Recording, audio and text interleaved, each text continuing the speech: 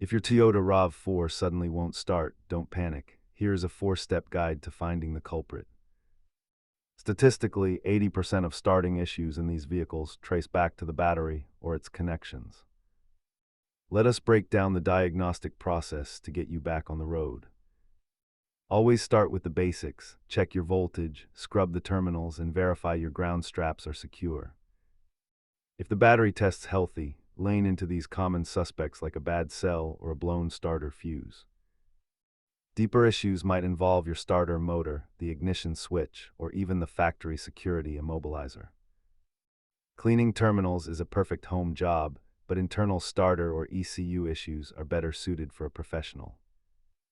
This chart shows why battery maintenance is your best financial move compared to full starter replacements. For advanced testing, grab an OBD-I scanner and verify your relays before tearing into the engine bay.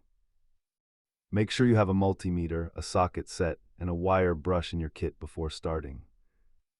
Remember that safety is the absolute priority, so always disconnect that negative cable first. Thanks for watching, and check the description for links to the tools mentioned in this video.